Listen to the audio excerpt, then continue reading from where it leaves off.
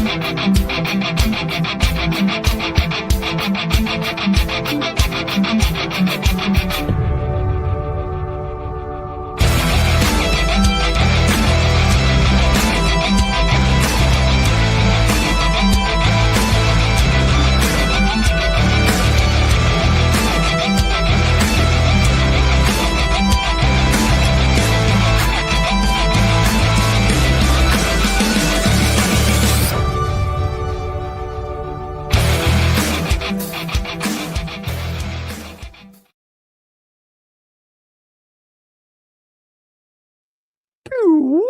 I have to wait a few seconds, but here we go. Welcome everyone to the Wednesday Night Live Show. I'm your host, John Truncali, and joining me tonight, Mr. Tim and Michelle.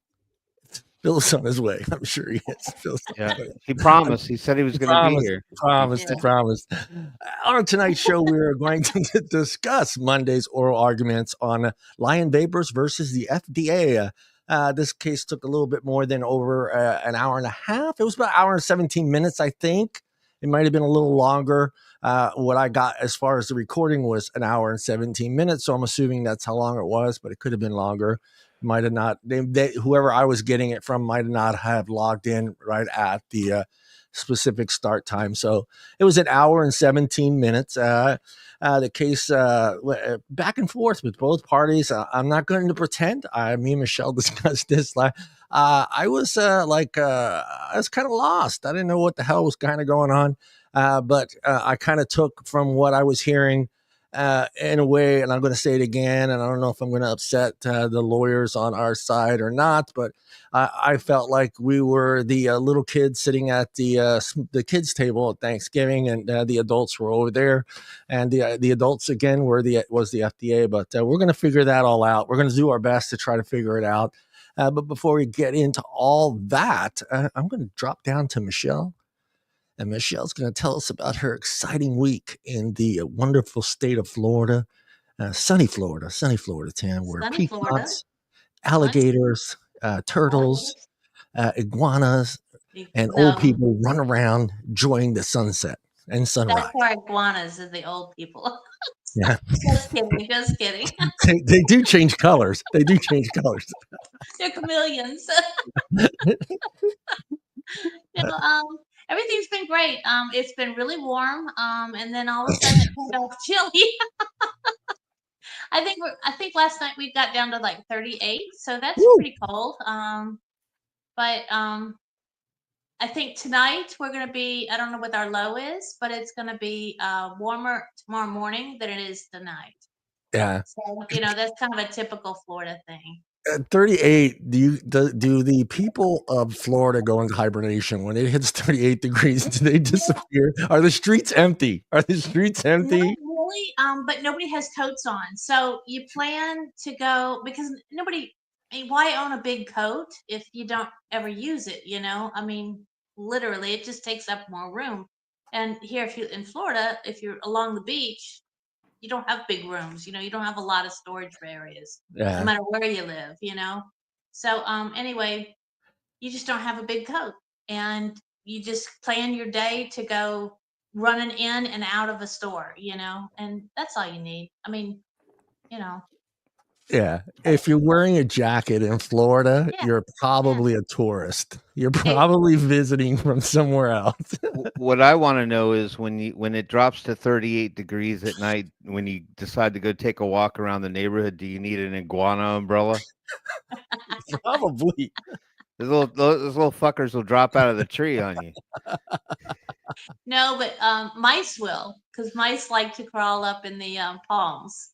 And they make homes up there, so mice will drop on you. I thought you were going to say mice make homes. I was waiting for like a percentage of the population in Florida. That's what I thought she was going. I thought she was going to say, well, mice make up and I was waiting for like 30% of the population in Florida are mice. Rats. Well, rats too. Mice that vape too. Michelle, you're in the panhandle. Yeah.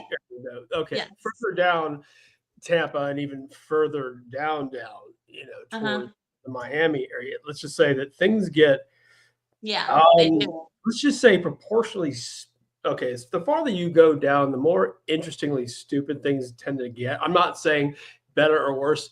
Florida is like California. It's a country unto itself. It has so many different vibes. But having lived in Tampa for about, I guess 18 months, saw a little bit of everything, including little baby gators falling from trees. So for all that, yeah, it was pretty crazy. It was pretty. Hey, man, I've seen video those damn gators climbing the fences and shit. I'm just like, okay, man, now they're starting to get intelligent. I think we need to start paying attention to the gator population in Florida. You know, because, they can jump 5 feet. yeah, that scares me. Straight up. I found that out the really, really shocking way. Yeah. It doesn't take it once, you know, and you never forget it. And, No, you I know, think they have in terms of, I think their jaw for foot pounds of pressure. They have the strongest, jaws or bites in the animal kingdom. But here's what I found out, which is great. If you can hold their jaws shut, they have a hell of a time getting them back open. Right. And that's the only reason I still have all my limbs. Robert, South Philly boy in the house. South Philly boy right here. Yeah, when alligators start learning how to pick locks, then I think we need to be concerned. Then we need to be really concerned. I'm just picturing the alligator picking the lock on a car, hijacking a car, and just driving down the Florida freeway in somebody's Cadillac. Mr. Phillip, how's your week going, buddy? I'm having a good week. I wish I could say it's been all smooth and according to plan. I'm here for a very short while. I apologize to everyone. I just want to say hello to all the good people out there and to the good people here. I hope everyone had a festive Thanksgiving and everyone as well. I myself am going to have to excuse myself pretty early tonight. My dad's not been particularly well. I'm just going to go ahead and say it, and I'm going to have to tend to that. But I look forward to having. I love this show, and I love all the people on it, and all the people who tune in. I really can't tell you how much I appreciate you giving us a little bit of your time, and I hope that we can continue to bring, people on the show who are, well, a hell of a lot smarter than we are. And that being said, I really. I'd like to say thank you, and I hope that we can make this a little bit more consistent in the coming first year. Well, I hope your dad gets better. Yeah, me too, man. Thank you so much, everyone. Watch out for those gators. Watch out, Gators. Not so great for Gator football. Never mind. I'm not going to go there. Hey, Timmy, how's your week gone, Timmy? Oh, God, it's just been a cavalcade of excitement, fun, holiday celebrations, concerts, car accidents. Which part do you want to hear? Which one are you interested in? Forget about the car accident. Let's. That was the one I wanted to tell. All right, go car accident. Go car accident. Well, I'm here. I'm okay. So, you got to talk about Congratulations, anyway, Jason. Yes, congratulations, Jason. I didn't read the comment. What happened? What happened to Jason? Is Jason okay? Jason is good. Congratulations, you're cancer free. Yay, Jason. Yay. Bravo, sir. Well done. That's awesome. That's fantastic news. That's really good. We need some of that. Despite my car accident. So I had 2 concerts lined up. I think I told her I had Yngwie Malmsteen the one Wednesday. I had to go to that. I missed the show for that. Then we didn't have the show after that. We went and saw Wasp. We went and saw that show after that.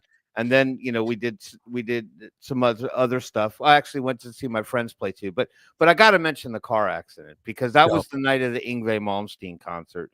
And we were trying to leave the neighborhood, and we were at a stop sign, and a lady was turning into the community, and she smashed me up good. Nobody got injured. Everybody's okay. Mostly superficial type damage. So $5,000 in repairs. Insurance company's taking care of that. I got to say, I think we finished the week in pretty good shape. Other than I'm driving around in a Nissan Altima rental car, and I'm not used to being so low to the ground. I feel like I'm an elephant inside, like like a clown car. That's what I feel like right now. Oh man. You're pretty tall, aren't you, Tim?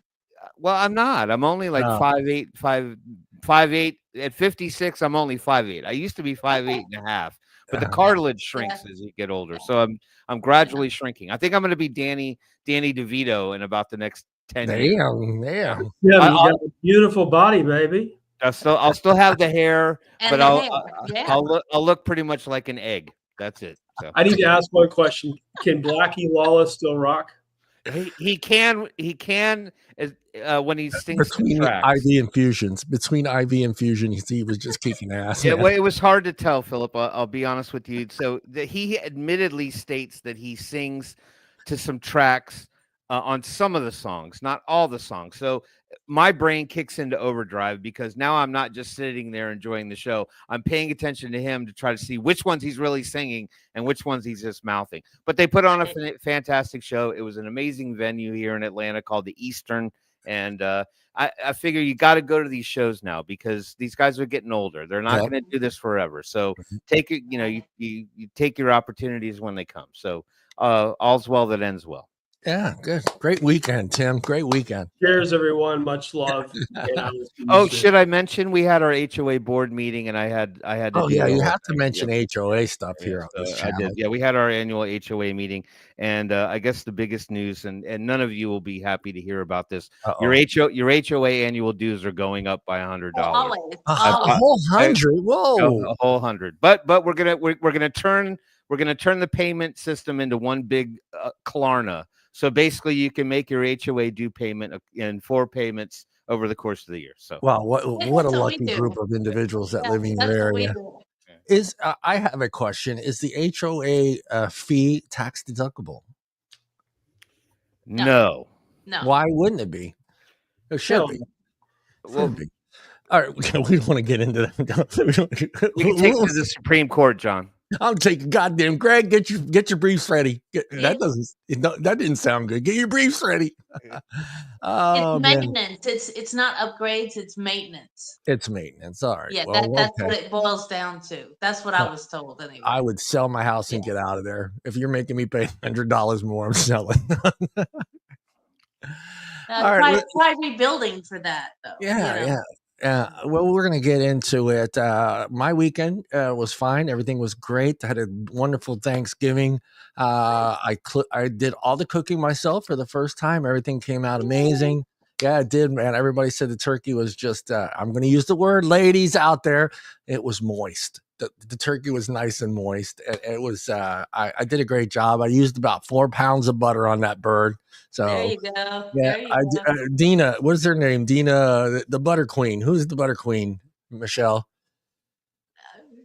You don't know that? She used to have her own TV show. She always put butter in everything. Yeah, I know who you're talking about. Not Martha Stewart.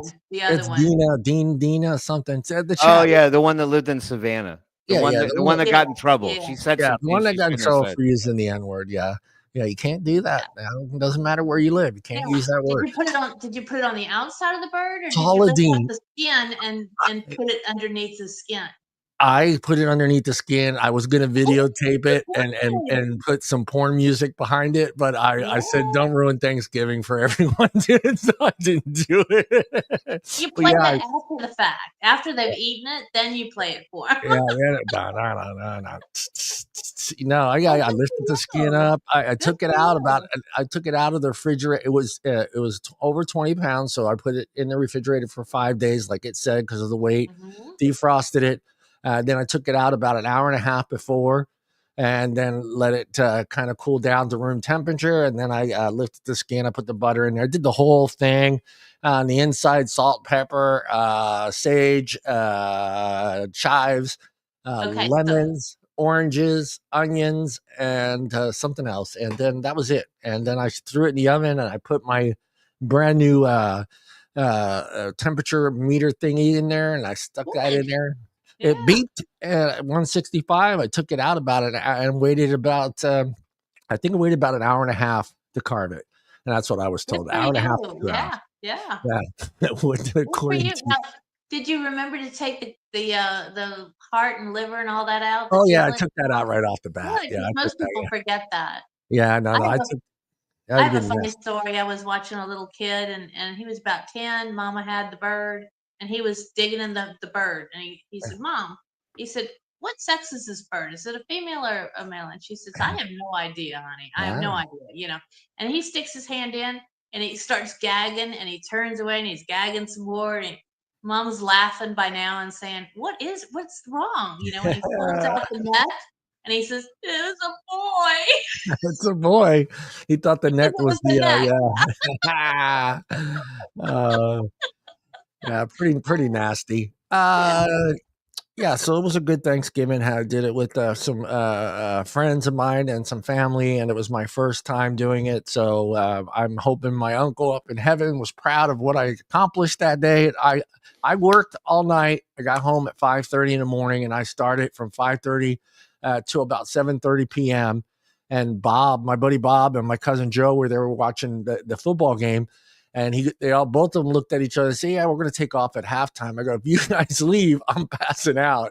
And as soon as they left, I passed out. So yeah, I stayed up to, good 20 some odd hours, but I was really happy with that, what I accomplished. So I no longer fear having to cook that type of dinner. I can cook a dinner for, 5, 6 people, but Right. when you start adding a turkey and all that other stuff. So it was interesting. But I got it done. Let's get into the Supreme Court. Me and Michelle, we came on after the. We don't want to say hello to people. Oh yeah. Go ahead, Timmy. Boom. All right. We haven't seen people. I haven't seen people in a couple weeks. So, Yeah. hey, everybody, and welcome to this week's edition of the Supreme Court Wednesday Night Live Show. Let's see how people are doing post Thanksgiving. Looks like we got all the usual suspects here in the crowd. But starting from the top, going from north to south, we got our resident rifleman in the house. Yeah, we got to have like a metal thing after everybody's announcement. And then we got the wonderful and beautiful Miss Mallory Gates in the house. Great to see you, Mallory. Do it yourself, Gates. How are you, dear?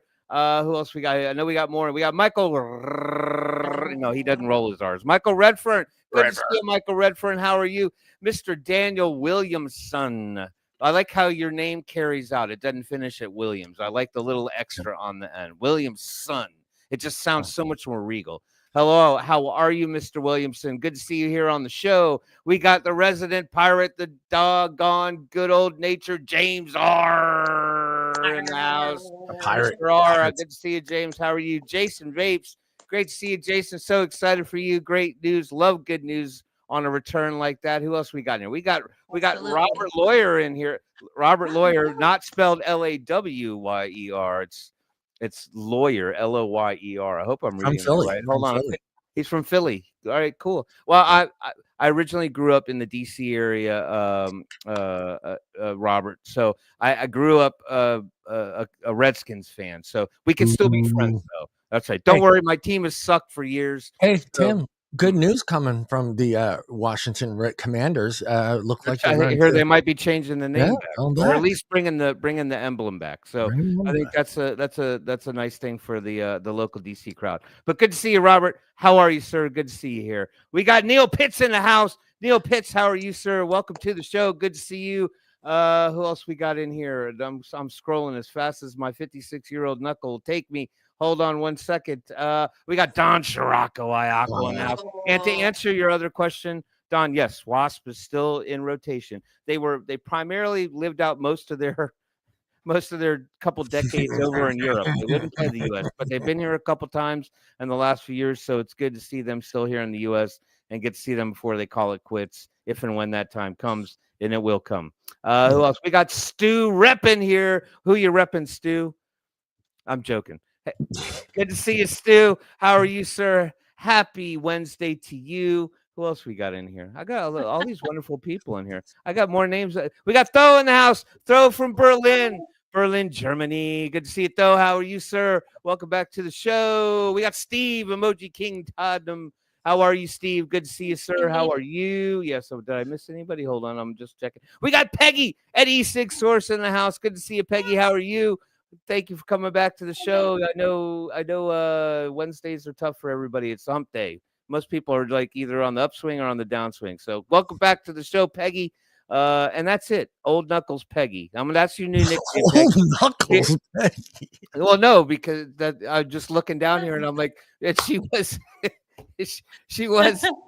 Oh my goodness, Jim Bubba FPV. Good to see you, Jim Bubba. How are you? Well, no, I said Peggy didn't need a middle name because she already had @esig in the middle. Go with that So, one. so I'm going with Peggy Old Knuckles Source. There you go. Get that one out. Exactly. Anyway, that's it. That's everybody. Welcome to No, the show. we got one more. Just jumped in here at the I did. end. I said Jim Bubba. Jim Oh, Bubba, you welcome did? to the I show. didn't hear. FP, Yeah. Jim Bubba FP. I'm getting better at reading these names pretty fast. You are. It's impressive. Like Jim I Bubba. am. There, never cease to amaze me, Tim. Never cease to amaze me. Your talent is just it's out in the atmosphere. It's just you're just grabbing it when you need it. He just grabs it and brings it in. He's like, I need this right now. I need that. Yes, we're going to talk about what took place on Monday. Me and Michelle kind of let our thoughts out a little bit, but then we had a chance. Michelle and I also had a chance to hear the beginning of it. I didn't get to hear the beginning of it because someone at work decided to call in sick, so I had to stay extra hour, and I just got back in about. I think I got an hour of. I think we ended up like 45 minutes of actually what took place on Monday, so we got to actually hear our side of the debate, not actually gotten to hear the FDA's lawyer speak. So I didn't know exactly what took place or how aggressive the Supreme Court justices were with them with questions. So all I heard was what I heard at the end, and that was basically our lawyer.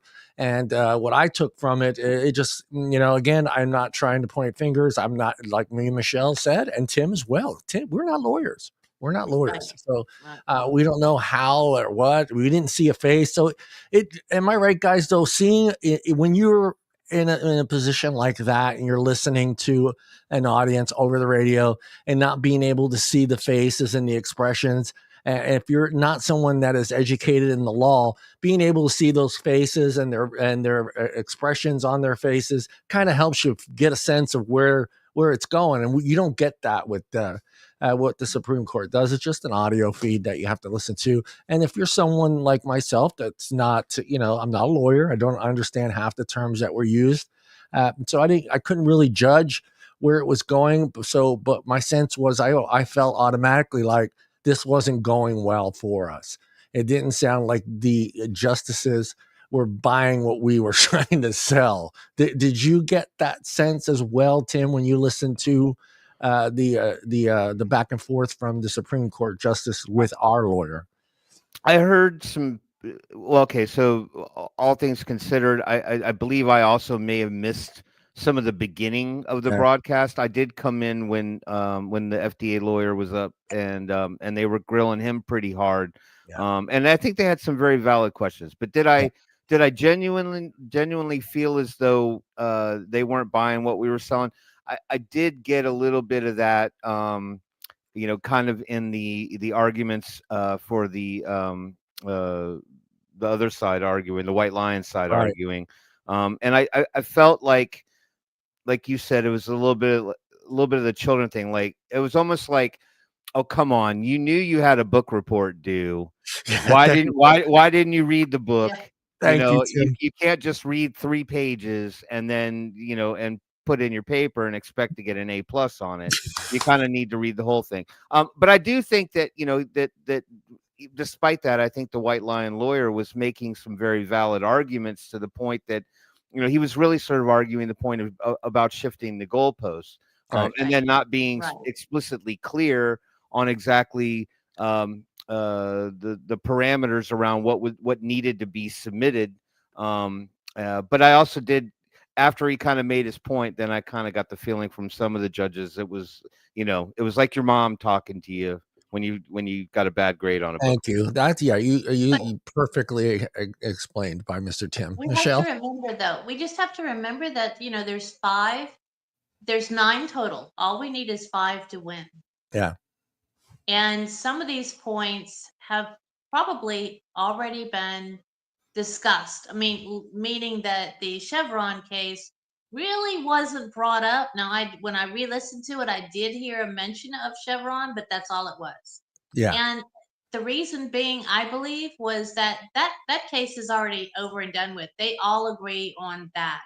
So when it comes to Chevron and all, it's already been agreed on. It's already been done. Their decision's already been made. So I believe that it was more or less of just a few different points. And from my understanding, that if you can confuse or get, you only get a half hour on each one, realistically, each side. So if you can confuse them or get more information out of them or whatever on just a few points, then it makes their jobs easier because they've already made up their mind on some of it, behind closed doors.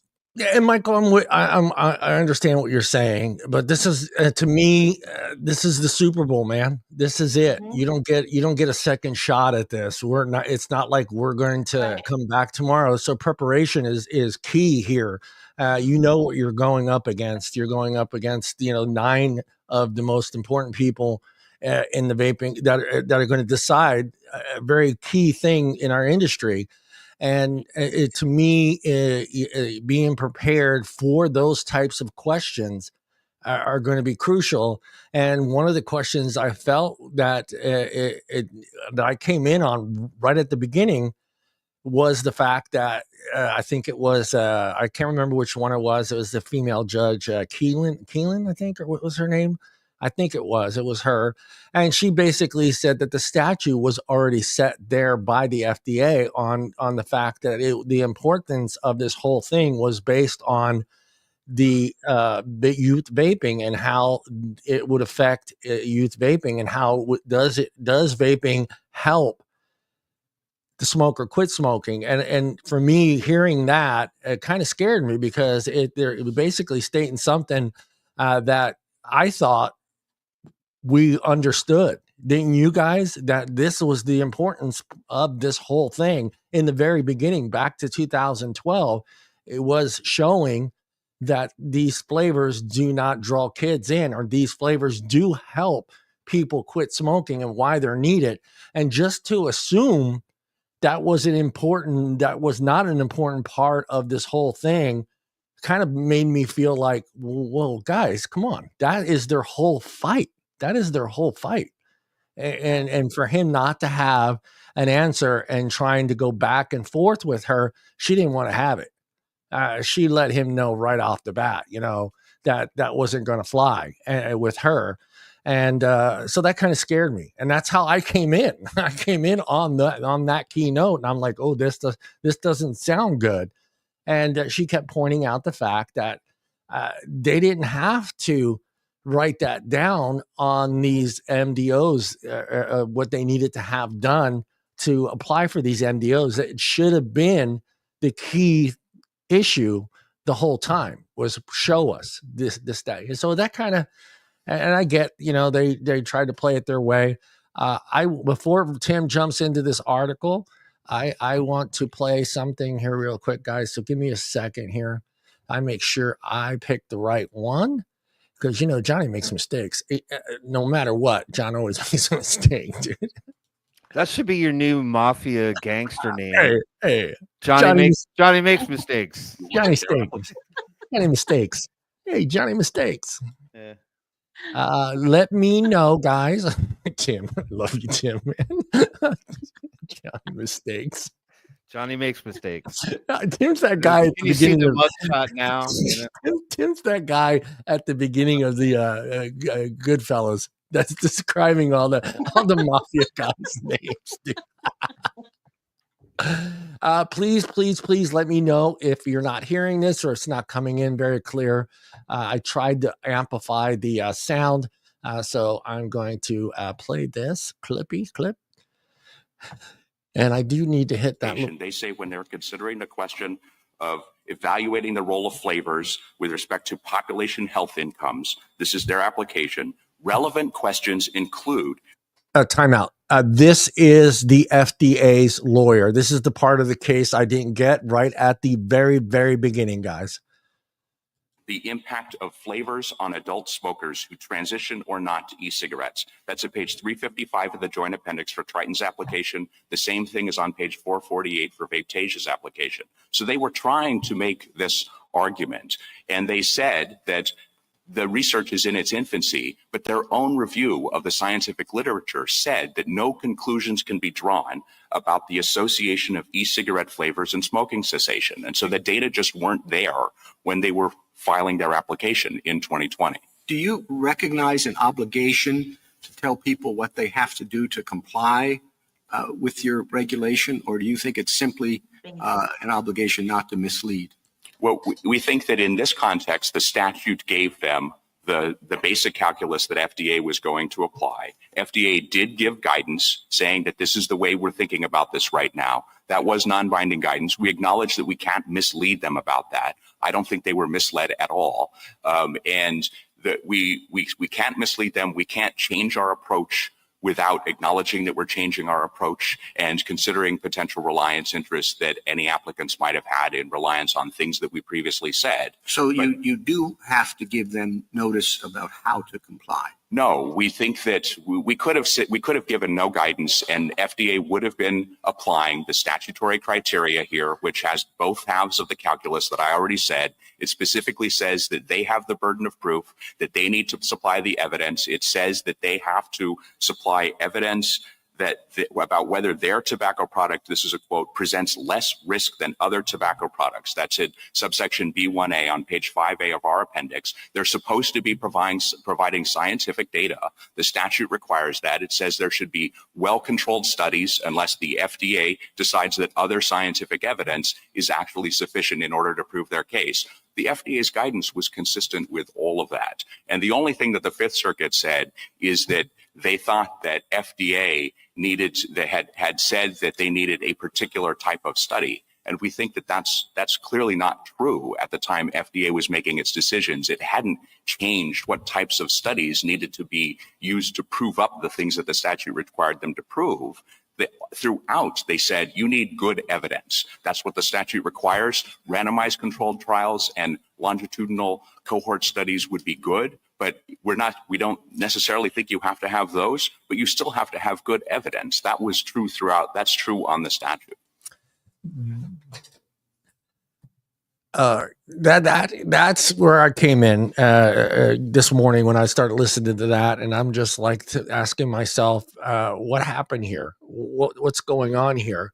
And like I said in the beginning, we knew what this fight was about, and that's what's upsetting to me is hearing this line of questioning and then getting to the second half of it where our lawyers are speaking. And one thing that I learned growing up, and I'm assuming Tim has learned it as well, is when you start saying you're lost. And to me, you have no clue what you're talking about. And you got that from our lawyer, and I was kind of shocked. I mean, did you feel like when you listened, Michelle? Again, I know you talked about this, but did you kind of get that sense of he was kind of like he didn't know what to say? And when he did say something, she pointed it out to him quickly that, well, that should have been in the briefs. And that to me, where I started saying, well, wait a minute here, what's going on? I did get some of that feeling, but then when I listened to it again, I realized that some of her comments were completely wrong. Yeah. If she would have read anything that was submitted ahead of time, or listened or tried to get somebody in her office to ask her about things, and explain to her about what actually happens with a vape and how it helps people, or, this is the claims, she would have known. And so I think some of that was what was truly a way of just saying, how do I come back with this? Because you should have already known some of this. Yeah. But when I first listened to it, it was like, oh no, oh no. But yeah. I think it was just a lot of, how do I convince her? I shouldn't, they only get 30 minutes, I mean, legally, or thereabouts. So he shouldn't have to go through all this. She should have already come into the court knowing some of this, he shouldn't be using his time there to explain things to her, Well, Rifleman, exactly my point. A very well prepared lawyer is a lot better. They had a very well prepared lawyer compared to what I felt we had coming up to speak. That's all I'm saying.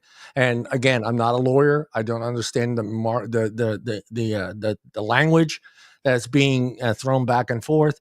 I just took from what I heard, and it just seemed like the FDA's lawyers seemed to be more prepared and understanding what the judges wanted to hear. Did you get that sense as well, Tim? Or I mean, yeah, I thought the FDA lawyer sounded a bit more refined on his commentary. He was very quick to argue any line of questioning that came back to him.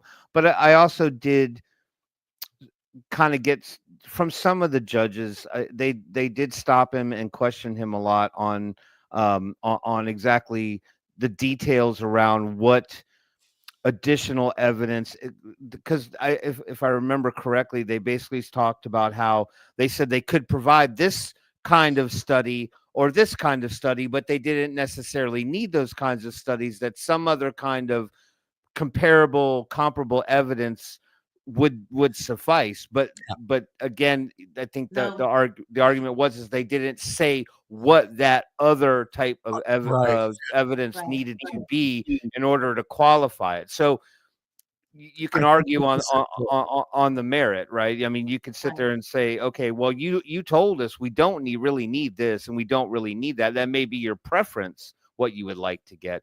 But if you're going to offer another alternative, you're kind of leaving the playbook open as to, what, okay, so we're going to come at you with this articles or, some other studies that were done to show the correlation between net health benefit, flavor, cessation, all that other stuff. And then them just go, well, this isn't good enough. Yeah. I think this is that clip you're talking about right here, Tim. Trial or a longitudinal cohort study. It's possible that you could succeed if you had something else, but we're not going to tell you concretely what that something else might be. Right. What concretely would be an adequate substitute for either of those? It would have to be valid scientific evidence that was sufficient to evaluate the product. That's what the statute says. That's in C5B, reprinted on page 9A of the government's brief.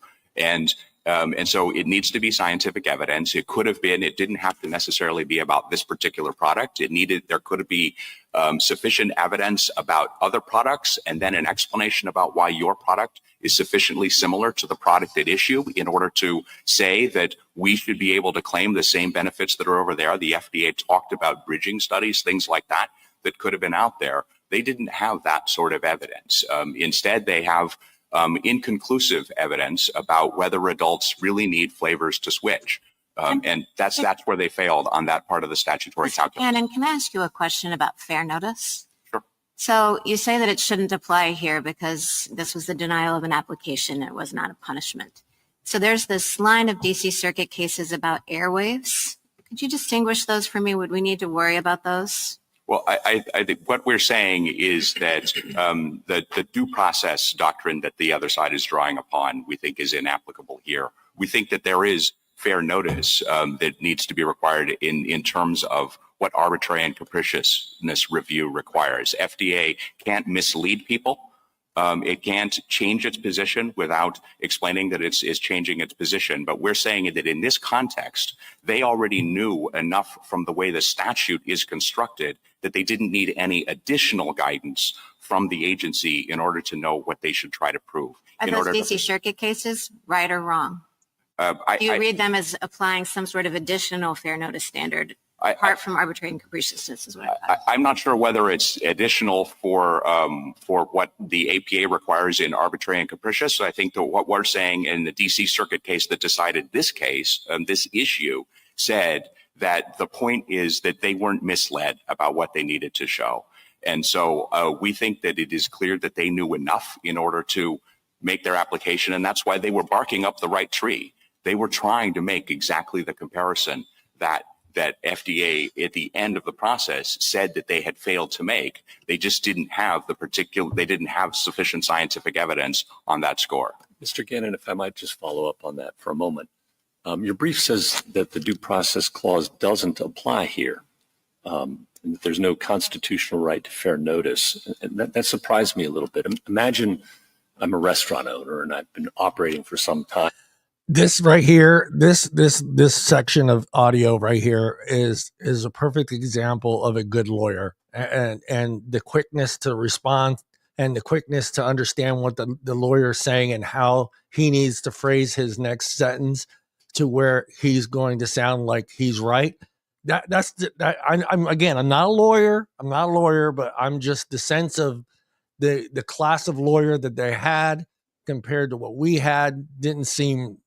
I know I'm pissing off a lot of people out there, but I really don't give a shit. So government tells me now they're going to shut down the business unless I can show that the food I serve provides a net benefit to public health. Wouldn't due process require an opportunity for notice and a hearing? I think in those circumstances, maybe so, Justice Gorsuch, but our point here is that this is a statute that says that these products are unlawful unless they have been authorized for marketing by FDA. And so same thing in the hypothetical, though. They're going to be your existing business is going to be unlawful, unless you can prove a net benefit. And if you concede that there's, I'm just a legal point. Wouldn't due process apply here equally as there? If not, why not? Our point is, I understand that due process would apply to when there is property at issue. And here there are existing businesses, just like there was an existing business in the restaurant. It's an existing business, but it was at risk. It was being conducted in the shadow of a statute that said that these products are unlawful. No, I understand and that. So I'm not saying you have a right to continue it, but I'm just asking, would you have a right to notice in a hearing? They got a hearing. I'm just asking on the legal point, Mr. Gannon. Wouldn't they have a right to notice in a hearing? They have, yes, they have notice from this statute, and they got a hearing from FDA about but as a their matter of due application. process, they were entitled to that. That's my question. Are they entitled to notice in a hearing? And what we are saying is that the fair notice question in this case, it really sounds in arbitrary and capriciousness, and it's not in due process doctrine. Why not? That's what I'm trying to explore. Why isn't there a due process right here? If there is, you agree there is in the restaurant owner business. That is a lawful business that is out there, and it is subject to regulation. In this context, Congress has already made the baseline that these products are unlawful unless they actually get standard, if I might just finish. I have a question. The follow up on that is, how does the FDA enforce its denial orders? I suppose, as I understand it, they can go get an injunction against the business, like in my restaurant hypothetical. And in those enforcement actions, is the respondent able to contest the FDA denial orders? I don't think they are. I think if they don't have a license, they lose. And that's the only question at that hearing. Is that right? At that point, for enforcement of the lack of authorization, that would be true. With respect to some of these product applications that pre-existed the 2020 deadline, that these... I'm going to stop that because I thought that was the one that I was looking for that Tim was talking about. Where is it? Maybe it's this one here. Hold on. Tim brought up a point, and they discussed... July 9. I think they were talking about... Denial order, it said, you could have shown this with other evidence, but you didn't have sufficient evidence. And they criticize FDA for using what they call a check the evidence. Here it is. And that was used to... All right, I'm sorry, guys. I picked the wrong... I should have labeled them, but I didn't. Here you go. Johnny mistakes. The thing that they knew they were trying could have been other evidence that was used to establish the thing that they knew they were trying to establish here. And that's what FDA said in its denial order. It said, you could have shown this with other evidence, but you didn't have sufficient evidence. And they criticize FDA for using what they call a check the box format. There was box A, do you have randomized controlled trial? No. Box B, do you have a longitudinal cohort study? No. but there was also box C, which was other evidence. So there literally was a box for anything else that they had that would satisfy the statutory criteria of being sufficient scientific evidence. Concretely, what would fall into box C? What would be an adequate And this is it right here. substitute for either a randomized control trial or a longitudinal cohort study? Well, FDA in advance said it wasn't saying there's any particular thing you need. You need sufficient scientific evidence to persuade us that this is true. And what they ended up providing was a review of the scientific literature that said there are no sufficiently reliable trials that establish a connection between flavors and adult cessation with respect to cigarette smoking. And so it wouldn't have to be those particular trials. There could have been other surveys in the literature had. But then again, we don't know if they would have accepted those anyway, right? We know that. It's ambiguous. They are the arbiter of making the decision as to whether or not that scientific evidence is sufficient enough to cause them to think otherwise, that there is a net health benefit. And I believe there's plenty of studies out there that have said that it's been shown that when adults have access to flavors, it does help them transition and potentially cessate successfully, as opposed to just giving us tobacco flavors or something like that. It's almost as if they just wanted to get off the flavor train as fast as they could to go right back down to, well, it's an addictive substance. People shouldn't be using it. And oh, by the way, flavors are attractive to kids. Yeah. That's the threat. There's zero net health benefits. So that's the crux of the argument, really, is right there, is that they didn't have the longitudinal cohorts. They didn't have that 10 times, Tim. Say that 10 times. Exactly. Well, they didn't have that stuff, but to just say it needs to be comparable to that. That's almost like saying nothing you present will be suffice unless it's that. Yeah. Yeah. That's what I got too as well. It was just like, oh, well, we've been down this road. We give you evidence and you throw that evidence out. So you don't want to hear what the New England Journal of Medicine says. You don't give a crap about the UK. You don't give a crap about any studies that come in, because for you, that's not going to help your agenda one bit. So you're going to throw out everything that we throw in there. Now, if I can just come in here for just a second, I have heard that this case isn't talking about anything past, I think it's 2019. Yeah.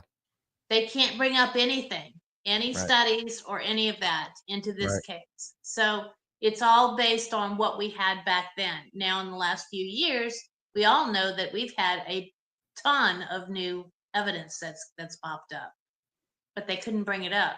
So I don't agree with that, but apparently that's the way it was working. Yeah. Yeah. I mean, I know this was just basically the judge's way of getting some questions answered for themselves. I'm sure hopefully I know that they actually read those briefs, or someone in their office read the brief. So I think what we heard yesterday was just their way of trying to figure out what the hell is going on between these two parties, and they will make their decision down the road. But for me, it just like I said, I mean, for us, this is the Super Bowl.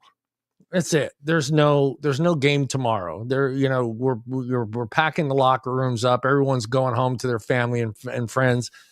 So being as prepared as we should have been and understanding the type of questions I think we should have known we were going to get from these Supreme Court justices on these issues, and being prepared to be able to answer those questions.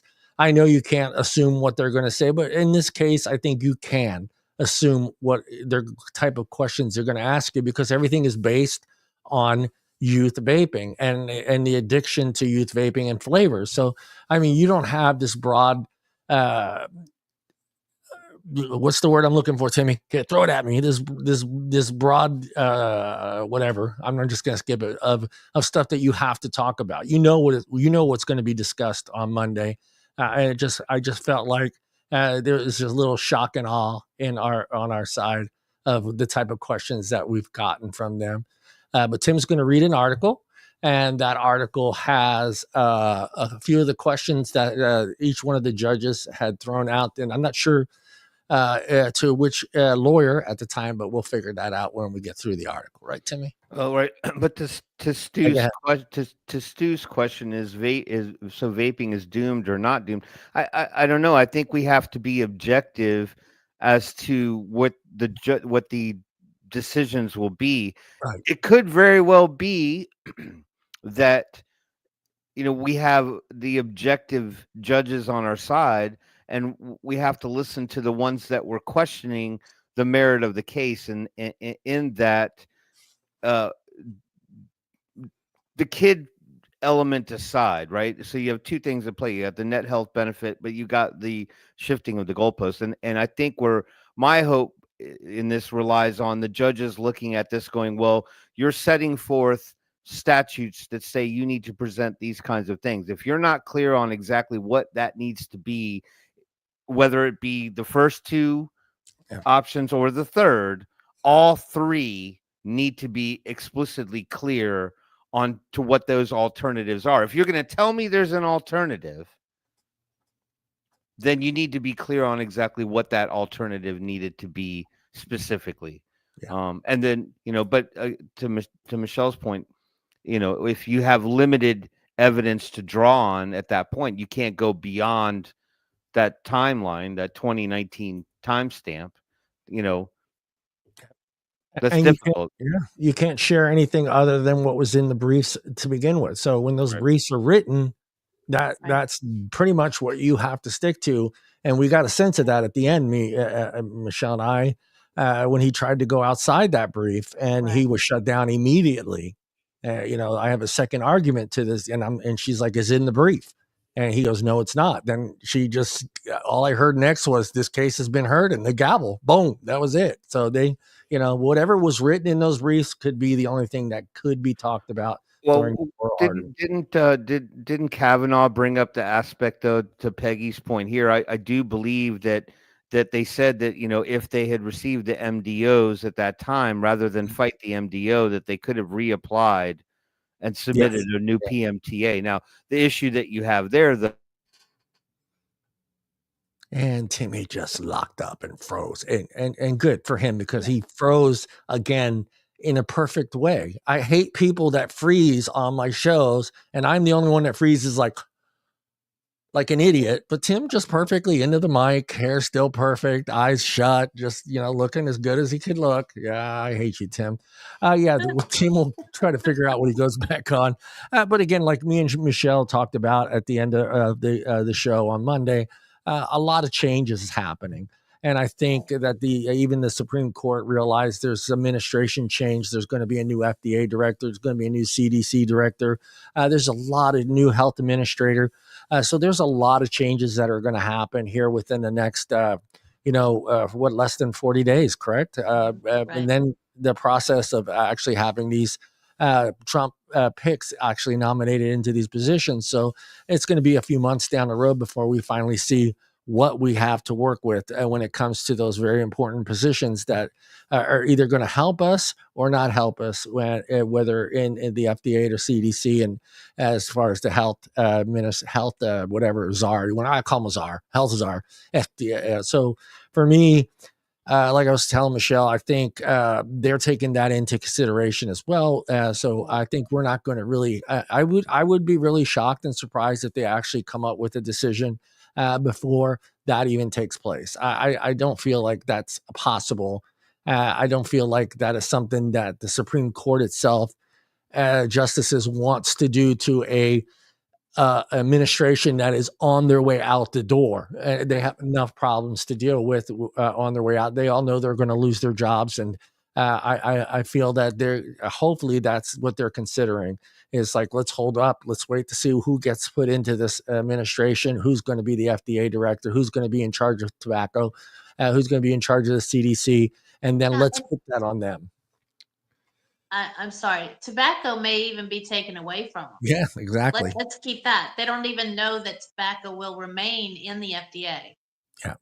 Yeah. So, And I mean, Trump has spoken of that, of separating those two entities. And I think it's a smart decision that will make the FDA work a little bit harder to actually do some studies when it comes to pharmaceutical companies bringing money into, not that, big tobacco money is big tobacco money, but let's be honest, pharmaceutical money outshines anything tobacco throws at the FDA. So hopefully separating those two and getting them away from having to deal with the pharmaceutical companies and who's paying for what and nicotine and all that other nonsense, and having its own entity and running it that way and being responsible on its own for what takes place. And I think that group, if that administration is separated and if we do have a separate FDA for tobacco that is run by one other individual, I think it's easier for them.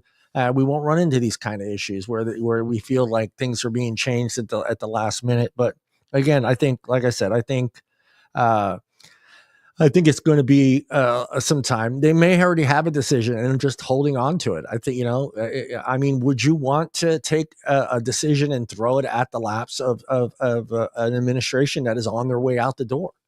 Yeah, I mean, they're probably not going to obey it anyway because they haven't yet. They've already been told what to do and they haven't done it. So now that they know that they've only got 40 days or thereabout left, why? I mean, the new administration may have a completely different idea of what to do.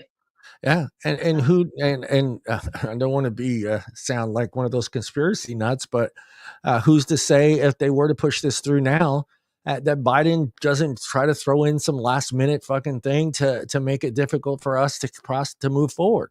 So there's so much things that can happen, and I hate the fact that we have to wait, but I think it's a good thing that we are waiting as long as possible to get a decision from the Supreme Court. Yes, they're supposed to be unbiased, but let's be honest. We've got a pretty good picture of what bias and unbiased means when it comes to this administration the last 4 years. We got a great view of it just a few days ago. I'm not going to get into that politics, but we've seen how that works. But for me, I think it would be wise to wait to see who gets appointed in these positions that Trump has put forth, and hopefully, like I said, that it can be expedited, and we can go ahead and move forward with this and change some laws that are going to benefit us, the community. But then again, the fight is, Michelle, the fight is just beginning, because because the feds, the FDA and the federal government says this is okay, doesn't mean that the states have to agree to it. So it's go ahead, Michelle. Oh, I'm sorry. No. I think it's a good thing. We have to remember that as long as we don't get a decision, everything stays as is. Yes. That's a win for us. Yeah. So, all of what we're able to get now, we'll still be able to get. Yeah. And if it takes the new administration before we actually hear from the Supreme Court, that's okay, So because nothing's going to change until then. So, and at that point, we'll see what happens. But I mean, so much is in the air. Hey, as long as nothing changes right now, right. That's a good thing. Yeah, we are already known as the loophole industry. So we used to jumping through hula hoops and finding some bad wordage in some sort of law to figure out a way around it, and we're good at that. We're good at that. Well, we've been made good at it. We've been made good. That's true. That's exactly. We have been made good. We've shown initiative in the right areas. It's like, oh, hey, yeah, I can do that. Hey, that really doesn't say that. Yeah. We have gotten good at it, but again, the last couple of years, they have gotten smarter as well. California, for instance, has figured it all out. It took them a while. And he figured, oh, I'm going to ban flavors, but I'm going to let it come in from outside sources. Then he realized he was losing tax revenue, because everyone was buying their stuff in other cities and other states, and they were losing revenue. What happened next? Oh, we're going to tax every friggin' piece of vape material that comes into the state of California. It's going to be taxed, and we're going to make our money that way. So we find loopholes, they find loopholes. Yeah, so it's been a weird last 5 years. That's all I'm saying. It has. Let me. Did Timmy leave a note? Did Timmy leave a message? Lost internet. Comcast. Hey, Comcast. I still have mine. I'm still on Comcast. So let me open up the article. How's that? Let me open it up. And I will do my best to read these again. Where are you? Justice Clarence Thomas pushed back against the argument, telling Triton and Vaporessa, who is that? Oh, yeah. Insisting that the guidance provided by the FDA was a moving target. Either the agency's instructions weren't clear, or it changed those instructions midstream, Thomas suggested. So, again, a conservative judge. You feel like he's seeing the bigger picture. He's seeing what's happening as far as what the FDA is doing. Or I should say, he feels that way. He feels that way, Michelle, that the FDA was moving the goalposts and doing things to make it difficult for the industry to move forward. So it was good to see that Clarence Thomas was sticking to our side. Countered that the companies were aware of this is the, what is his name? Doesn't say it. Countered the companies were aware of the FDA concerned about the activities of flavored e-cigarettes and e-liquids to young people, and that they would therefore need to show that flavored liquids would provide a benefit to current adult smokers, but the data simply didn't support their claims, he maintained. Again, this is one of the liberal judges, I think, that brought up this question. And again, we know that they have science. They have science that proves that, a lot of that stuff. Not to mention the simple facts, I'm sure that's in the briefs, though, the current decline in smoking and vaping within youth in the last year. So hopefully that's in those briefs. I'm assuming that it is. Did you kind of, and everybody out there too that listened last night, remember we talked about this on prior shows, is that these judges and these lawyers really don't understand the basics of this device and how it works and what's in it. And did you get a sense of that misunderstanding of this product from these judges? And again, do they have someone in their family that vapes? I'm willing to bet they do, but it's not something they're like, yeah, let me check out this vaping stuff. What is this all about? But just some of the questions that I heard from them, the tobacco nicotine one, which made me laugh. I was just like, wait a minute here. Do you not understand how this product works and what nicotine is different from tobacco leaf? So did you got that sense, right? It just, they didn't absolutely. And the one that got me was the woman, I can't remember which one, but she was saying, and if you're saying that a 40-year-old needs a blueberry vape, and I'm thinking, well, yeah, duh, yeah. You should have known this by now, Yeah. I would have countered, and I'm willing to bet. I don't know who asked that question. I think it was Scioli or whatever her name is. I would have threw back at her exactly what was your order today at Starbucks. I easily would have been a mocha, some sort of pumpkin spice latte. It's possible. It's possible that there are still people out there that actually drink a straight black cup of coffee. There are still those people out there. But people want flavors, and it doesn't matter what age you are. It doesn't matter what you are ingesting, whether it is a pie or or a drink or anything other than that. You want something that tastes good. You're Right. not going to drink Diet Right. Coke or Coke if it tastes like crap. You're not. You're going to switch over to Pepsi. You're going to drink Pepsi. The reason you drink Pepsi is because you don't like the way Coke tastes. The people that Exactly. drink Pepsi, exactly. So to me, this whole argument of flavors and how it draws in kids without taking into consideration that adults as well want flavor in their life. We don't want to go to a restaurant and order a steak and say, yeah, no seasoning, no salt, no pepper. Just throw it on the grill for about 3 minutes and bring it to me. We're not cavemen. We're not cavemen. We want flavor. We want that salt. We want that pepper. We want some of those Cajun flavors in our steak. It's just, to me, this whole argument makes absolute no sense to me. And every time I hear it and I tell other people that don't know what's going on when it comes to vaping, and I always bring it back to the coffee. And I always bring it back to our drinks and stuff like that. I was like, do you want to wake up one morning? And I've used this example before on the show.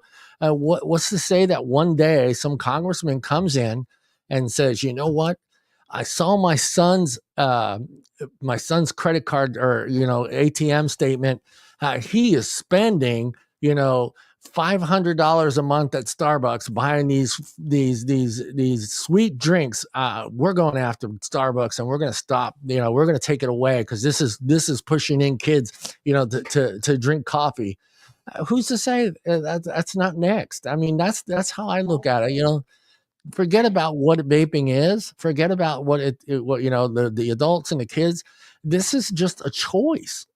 It's a choice that we make every day when we go to the store. We buy certain products because we enjoy the way those products taste, and that's it. And to me, that's basic. It just doesn't make any sense to me, Michelle. Me neither. They want to tie in. Well, they want to tie in the death to these, and we all know that there's no death. Except these people don't seem to want to understand that. There he is. He is back. Freaking internet. Damn Comcast. Why do we have to rely on it? We could go back to the old days. Did you read the article? I just did the Clarence Thomas one and the second one. So the court liberal justice clearly agreed. That's the next one. Oh, you did Judge Clarence Thomas and you did Gannon? Gannon, correct. Yeah. You read the Gannon counter that the companies were aware of. You read that. Yeah. Okay. So the next one. Now that we're all on the same page, Timmy, welcome back, Tim Swift. Go, Tim. Hey, everybody. Back to the studios. Right, back to the studios. I don't want to. You guys don't have to tell me how many flubadubs and mistakes and fat tongue words he read. So I don't want to know. I'm sure the counter was probably like the national debt. It was just spinning and spinning and spinning. $8 billion. We owe China $8 billion. Grasp that. Grasp that. All right. So the court's liberal justices clearly agreed with Gannon. Justice Ketanji. Yes.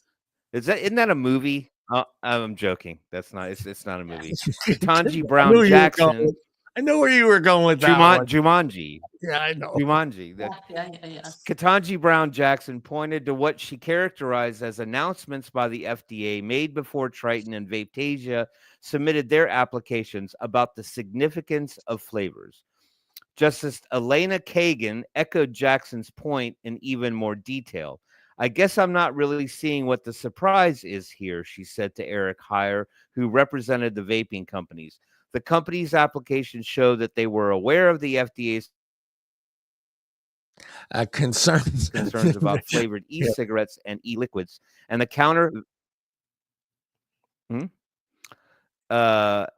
countervailing benefit would be getting adults to stop smoking. But the FDA in the end concluded that based on the evidence that the companies had submitted, it was not convinced. That was Justice the big Sotomayor. Let's talk about that one for a minute, Tim, because that's the big one. That's the one I came in on. Yeah, that's the one I came in on, and he just couldn't answer that back. He just was mumbling a bunch of stuff, and she just kept arguing the point back to him that you knew from beginning that this was our concern. There was no other concerns that we were worried about. We weren't. It almost was like the FDA, and I could be wrong about this, but the FDA from the beginning didn't give a shit what was in e-liquid. It was the fact that it was flavored and it was attractive to kids. So that was the premise. That was the importance to the FDA since day one. So for me, that for her feeling that way and stating that to be heard by everyone, that she felt that they had been giving ample amount of information to make this decision and how to file these claims, and still chose not to go down that route, kind of upset me. Yeah. Well, our backs were against the wall a little bit at that time anyway, only because the vaping numbers were a lot different.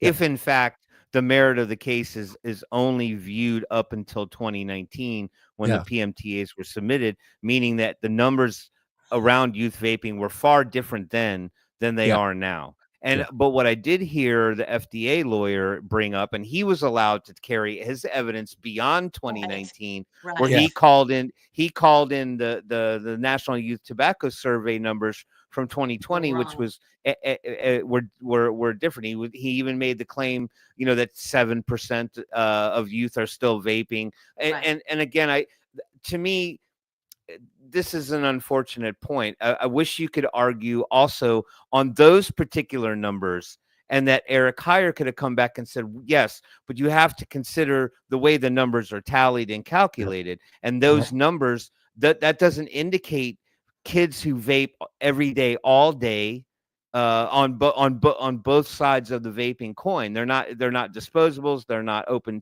systems with liquids or anything like that. That includes children who try it one time in the last 30 days and may never touch it again.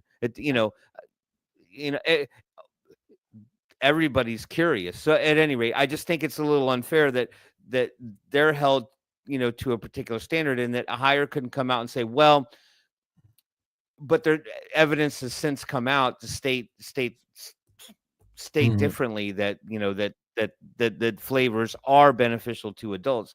But because that wasn't part of the actual PMTA at the time, they're looking. I just didn't think it was fair that the FDA could argue points beyond a certain date, and Higher couldn't argue the same. Exactly, Robert. And he couldn't dispute the statement that the guy made. Anyway, but they could throw that out and go, well, we can't consider that. We still have to look at, and that's unfortunate too. Why do we have to base everything on antiquated data? Data is going to constantly change. Yep.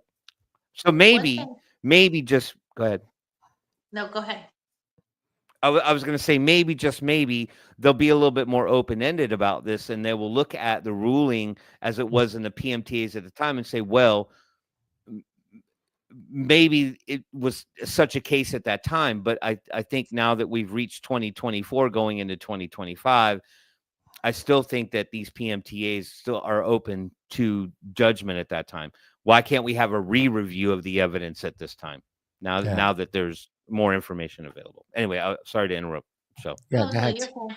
I was going to say, we have to remember too, I believe it's isn't Thomas the one that's in charge? The hierarchy? He's like the lead judge. Right. Well, I believe it was him. He's been on cases for the vape industry now for like 10 years. He was on one of the first ones, if I'm not mistaken. That's what I understand anyway. Yeah. So he's well aware, and he's always been pretty much on our side.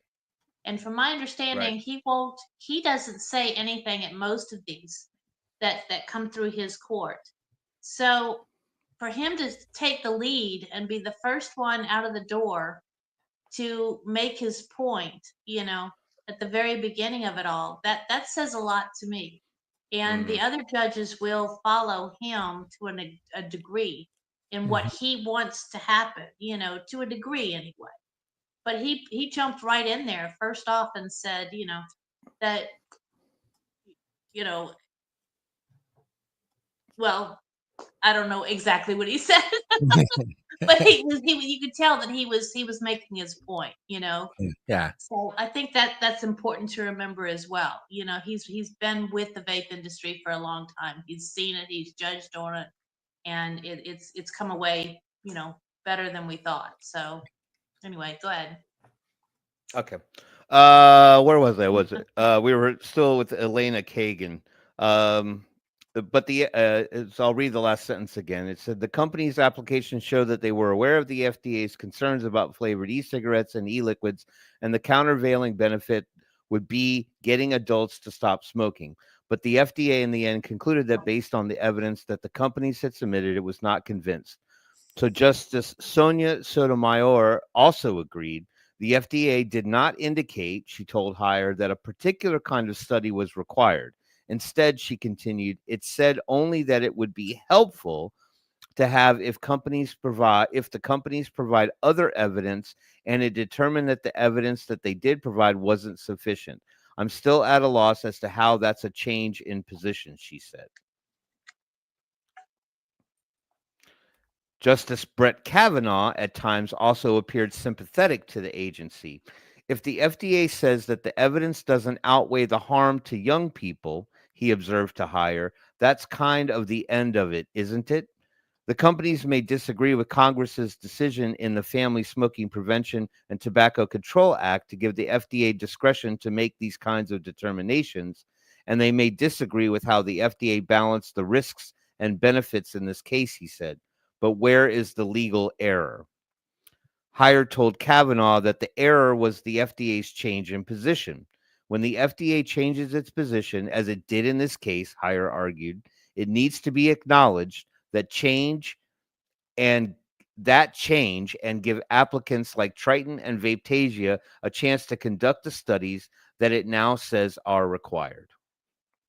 But Kavanaugh remained skeptical about what he described as the real-world impact of such a ruling, noting that companies could also simply reapply for authorization to sell their e-cigarette liquids. How would that be any different from what the companies are seeking now, he asked.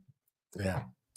Heyer, go ahead. Did you want to say Yeah, something? I didn't know that they could. I didn't know that. When I heard that, I was kind of like, well, that has never been mentioned before. And I don't know if it was not mentioned because it's not cost effective for a lot of small businesses to reapply. I mean, that could be the key issue there. But I don't remember anyone do you guys remember any in the industry talking about being able to reapply on a denial? I've heard some of them reapply, but that was like Juul, right? Juul's the only one I remember hearing actually being able to reapply for a PMTA. Mostly what I've been familiar with in all of these cases with MDOs is either they didn't correct the flaw in their application and they just bowed out, right? Some of them didn't even bother to respond, and other ones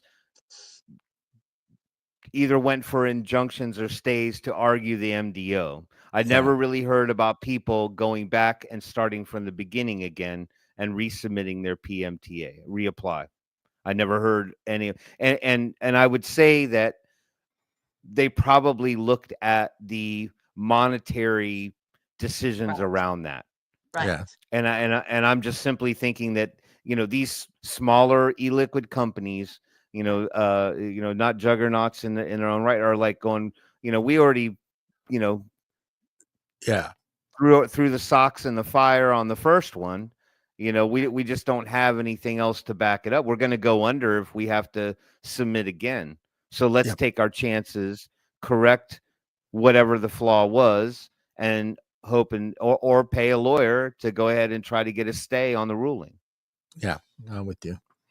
And some won that. Some won that. Some luckily. But Michelle made a good point before the show, and I'm sure she'll bring this up again when we kind of get to some of our conclusions on our feelings on the whole matter. Heyer told Kavanaugh that a ruling reinstating the denial orders would be punitive.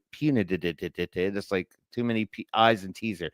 Punitive for Triton and Vaptasia. The FDA, he stressed, is taking as long as 3 or 4 years to rule on applications for authorization to sell new tobacco products. His clients, Heyer said, can't afford to wait that out.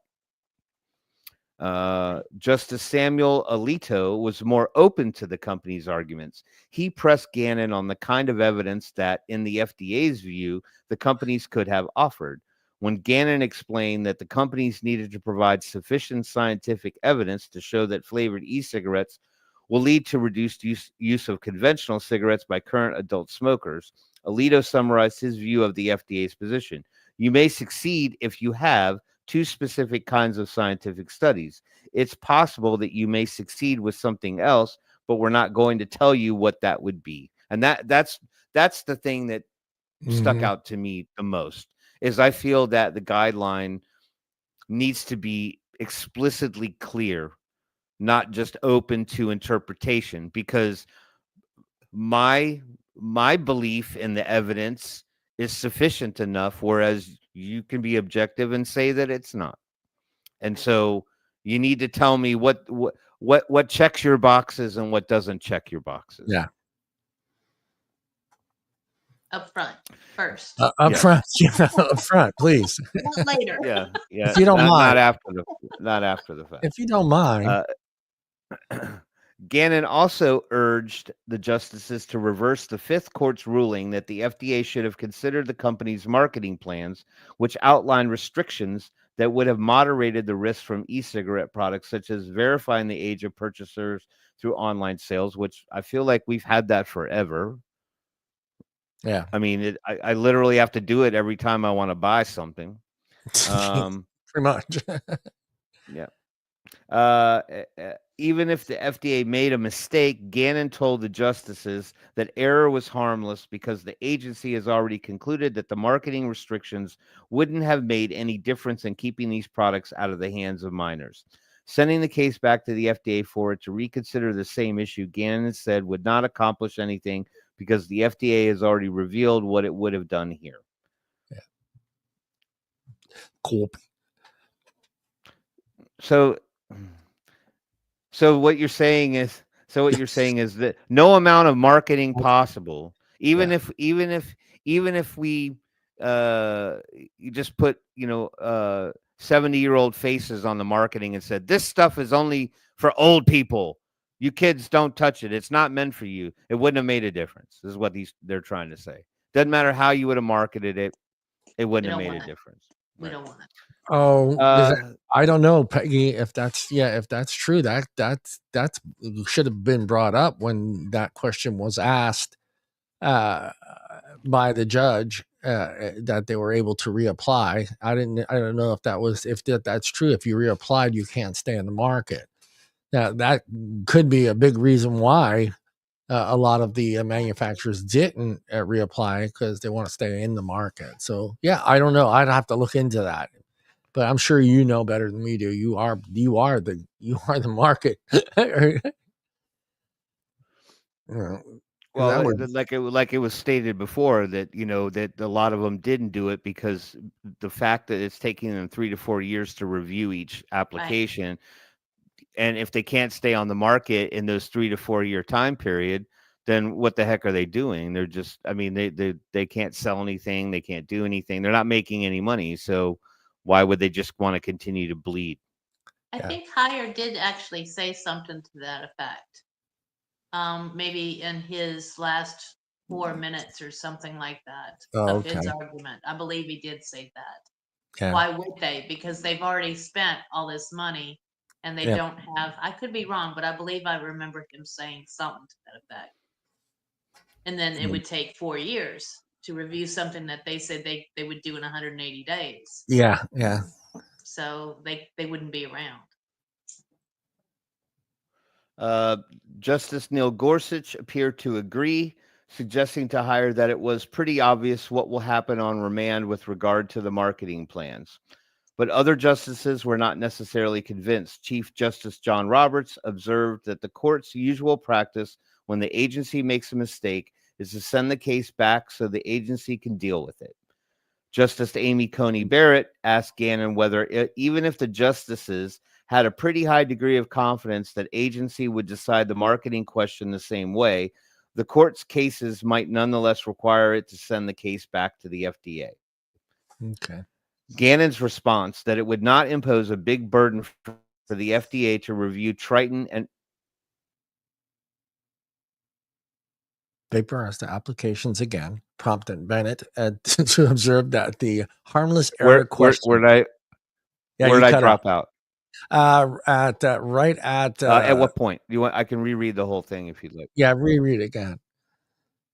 Gannon's response. Yes. The Gannon's response that it would not impose a big burden for the FDA to review Triton and Vapetasia's applications again prompted Barrett to observe that the harmless error question was a pretty low-stakes issue. Gannon resisted slightly, emphasizing a desire to avoid what he characterized as an endless game of ping-pong between the courts and the agency. Toward the end of Heyer's time at the lectern, Barrett sought to distill his argument. Is your position, she queried, that the FDA's change in position is clear, and that's all we would need to decide for you to win? Heyer answered that it was, but it's not clear whether there are 5 justices that agree with him. With him, yeah.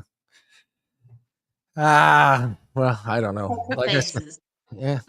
It's like I said, I'm not a lawyer. Tim's not one. Michelle is. She's a closet lawyer. She doesn't want to. She went to Harvard and graduated. Did anybody hear what Greg Troutman had to say? Michelle, you brought up a point about Greg. He made a comment about what he thought would be a win. Yeah, I kind of already touched on it, but if nothing changes, that's a win for us, and I think we all ought to realize that, because after all, what we're wanting is, to be able to buy what we want. We want flavors. Right now, we have a decent amount of flavors on the market. It's not maybe legally, but the ones that are in court are for now.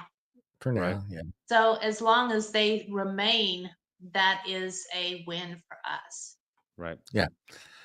That would be nice. Public opinion. Did anybody walk up to you and say, "God, I heard that Supreme Court took on the FDA, and I didn't see it in they got a new term for the networks now. They've been using it. I don't know what it was, but if I remember, I'll come back to it. But CBS, NBC, MSNBC, Fox, not even Fox, to be honest with you, I have not seen this come up at all anywhere. At all. No. At all. And this was something that I said before I knew Greg said, letting us know that December was going to be the time that, and I go, wow, this is great, because this is going to send out a message to the rest of the country what the hell has been going on with the FDA and the vaping industry. And I was assuming that, there would be a Fox reporter there. There would be some reporter standing in the courtroom or outside the courtroom waiting for these lawyers to come out and discuss what took place. But I got this. I got the big friggin' donut with a hole in it. Are you surprised by that, Michelle? I am, to a point. I expected that too, but on the other hand, it's kind of one of those things to where I'm kind of assuming at this point where nobody wants to get involved with it until we get a real decision. Now, if there was a decision made, I think maybe we'd hear about it on the news. Mm-hmm. But until then, I think everybody's saying, "Oh no, there's too many people involved. We'll just hang back and until we get an actual decision," which is too bad, because people need to know what's going on. Yeah. I was not expectant of any reporters, regardless of any network that happened to cover that would have taken the initiative, an opportunity to report on this.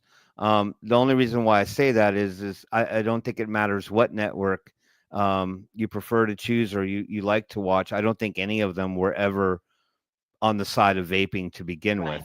I mean, I think that was the long and short of it. So, well, there were some heavy hitters there on that day. There were some big cases that were there that were coming before or after ours, or actually after. I think we were the first one. So there were some big ones that were coming on after that. You would assume that there would be some reporters there and suggest, oh, maybe this is a story. I mean, this is the highest court in the land. This decision is the most important decision that we are for our outcome. So for me, it's just like, why didn't no one cover this? And I take it as far back as this is about choice. You'd figure some agency would say, "Hey, look at this! They're taking the choice away from Americans on choosing flavors of all things, flavors." You know, what's next? Coffee. What's next? Our sweets. What's next? Our sodas. What's energy drinks. All this other stuff is in play here with this decision. Is how other lawyers and other congressmen and other senators go forth when it comes to our sugar intake and what we get to choose and not choose in the market, in the free market. And that's why I was hoping, somebody was going to be there and say, hey, you know what, let's get a little bit of this story out there and see if there's any public interest in it. But right now there's no public interest in it because none of the networks have ever taken the initiative to go out there and try to get a story from us. And when they do, it's negative. I think a lot of that probably is because Bloomberg. My understanding is he pretty much owns like 60% or something like that. So of the news, so newspapers and everything included. So I mean, maybe I'm wrong at that, but that's what I understand. You know? What are your thoughts, Timmy? Well, I mean, I certainly think that if any news source wanted to pick up the story, you don't even have to really talk about it, in the generalization of what was heard during the arguments. I think that, John, you make the most poignant part about it is that if anybody wanted to report on it, it's really more about the right of people to choose a less harmful alternative to smoking, and that they're fighting for the right to use flavors as a vehicle to do that. And then you can get into the weeds about whether or not it's about the kids and all that other stuff. I just think the main point that just goes overlooked far too often is that, again, the image is painted as though flavors only matter to kids and it's superficial to adults, that we're that we just don't really care for flavors all that much. We're just making a stupid argument that flavors help. And argument. Oh God, sorry. No, I think that's. I'm just trying to say from a reporting perspective. I think it's about the rights of individuals to make those decisions. But as other people have pointed out in the chat too, is that we're talking about an age restricted product. Mm-hmm. I get so frustrated with the aspect that how it's. I mean, I guess you could argue the nicotine argument in youth, right? You don't want the next generation of kids addicted to something that they probably you would prefer that they not get addicted to if they can help it at all. But I mean, kids are going to get addicted to alcohol. Kids are going to get addicted to prescription drugs. Kids are going to get addicted to tons of other things that exist in this world that are 10 times worse than vaping. But I just get so frustrated with the aspect that they paint it so black and white. There's never any real consideration for the fact that that it's not a plainer, it's not a plainer issue. You know what I mean? Yeah. I just get so mad at that. Me too, Tim. Me too. I get angry. Trump's going to save it all. Your thoughts, Michelle? Well, let me go back one second. My argument to the flavors is, if flavors didn't matter to adults, why is what's the percentage of the adults in America that are overweight? It's real low. I hear it's really low. Yeah, I mean, how do we all become overweight? Right. We love flavors. Those French fries sure do taste good. Right. Yeah. So anyway, as far as Trump goes, we'll see. I think he's got a lot of pressure on his plate. I think he's got he's willing to listen, and that to me is a really good sign, because the current administration, no, it was not a listen. They didn't want to listen to it. So as long as the right people are around him, and I think he's getting. I mean, I don't agree with everything he says. I never will, but on the other hand, I believe that he's trying, and to make things a little better. And if he's listening, that's a good thing for us. Yeah. Can't be all that bad, you know? Yeah. Yeah, like I said last week or Monday, he looks at it not just as a health issue, but he also looks at it as a business side of it. You know, he Exactly. understands the both things and how this industry can thrive and still be safe and kept away from children. Right. But he also realizes that that's an impossible feat.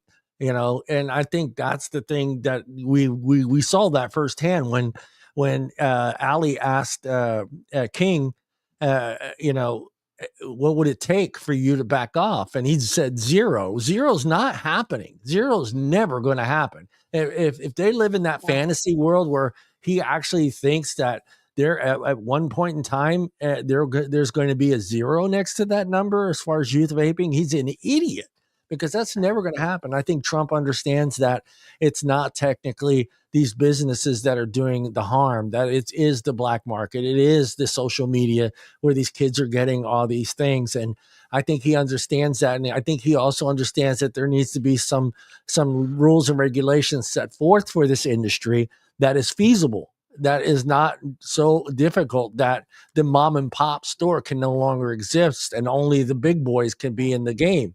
And so for me, I have high hopes for Trump to put certain people in these positions that I think is going to help us. Whether or not they get approved is one thing and another. And again, this is something that's is going to take months, you know, before all these appointees are actually picked through the Senate and the House. So, you know, I hope, you know, that's all you can do is hope that those individuals that are going to see this industry as what it can do good for the population. So, Tim. Yep. No, I just had some general questions. I mean, I'm not smartest kid and smartest tool in the You're the chest. sharpest knife in the drawer. Tool in the tool chest. But so I mean, if in fact the Supreme Court rules in favor of the FDA, what does that mean for vaping in general? Does it mean that these companies lose their case and they're cooked, they're done, they're off the table, right? That's all. That's the end result, right? Because we're looking for this case to basically keep the door open for other companies to say, yes, it happened to me too.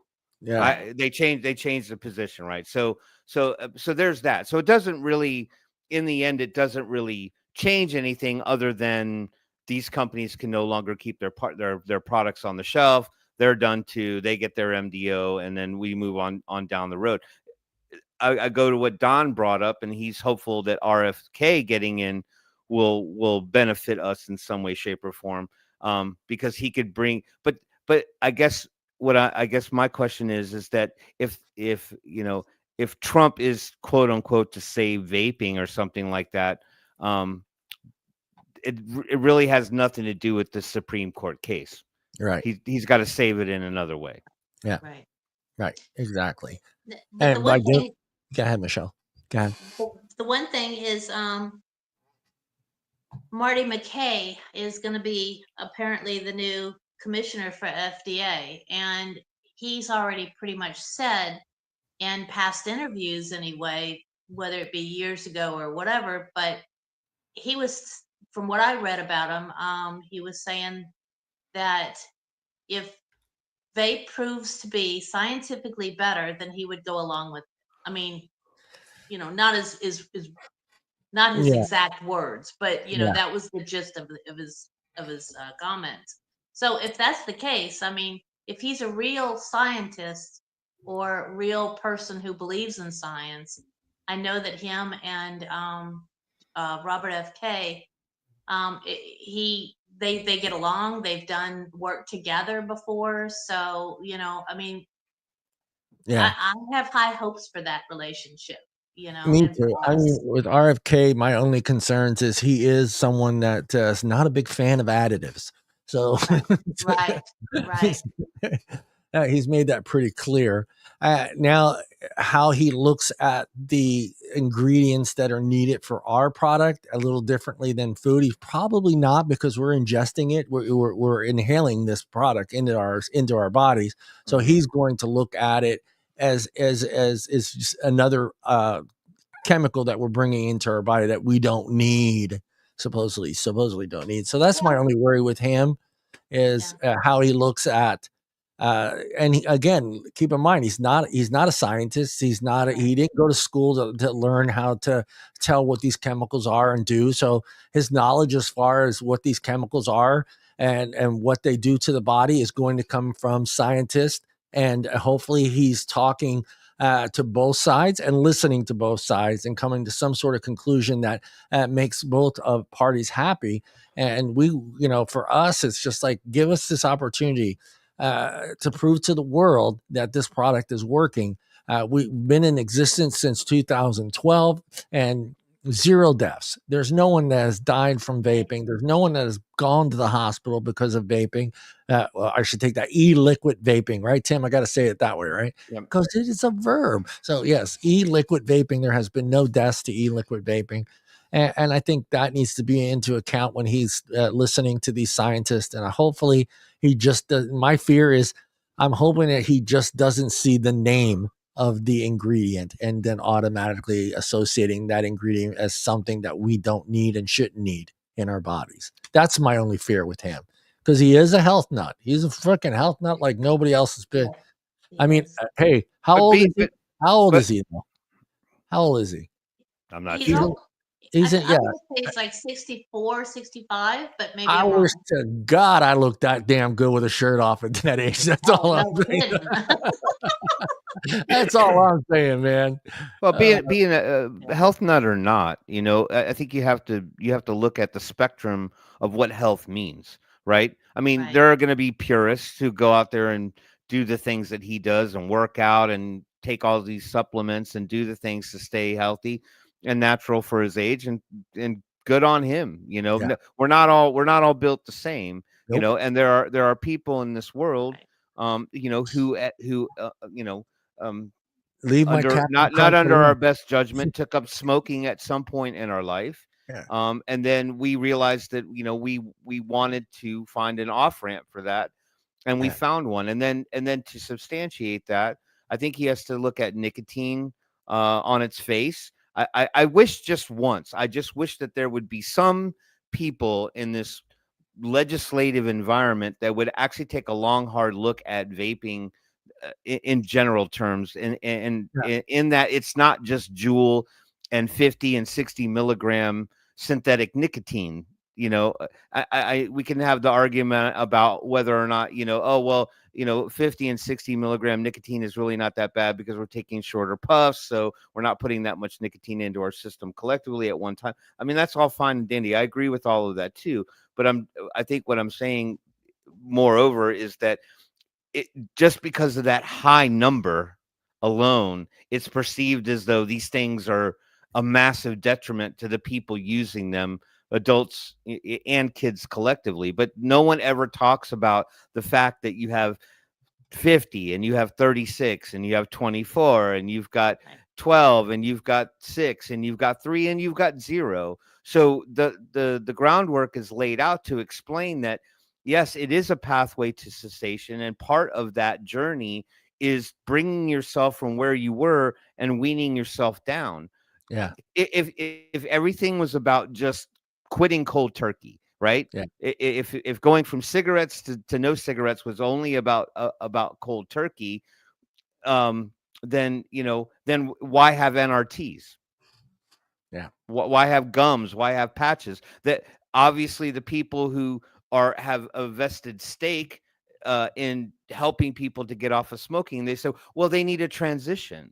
They need that. Some need the assistance of a transition to get to that point. And so therefore we're viewing vaping in the same regard, but we're also smart enough to know what it is that we're putting into our system in comparison to what we were putting in our system.